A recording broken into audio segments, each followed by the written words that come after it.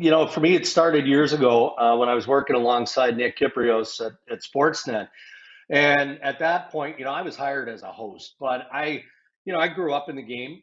Many of the people that I knew at that point, entry level for me, were making their way in the National Hockey League that I rode buses with in junior hockey and got to know in my play-by-play days years ago with the Brandon Wheat Kings, and connections that you make along those paths. And where it started, it's kind of a weird story, and I wouldn't say it was the first trade that I broke back in the day, but I literally got a call. I think it was Tony Amante at the time, and he was standing beside a good buddy of mine, Kelly Buckbarger. We grew up together in Langeberg, Saskatchewan. And I get this call, and it's from Bucky, and he's like, "Hold on a sec."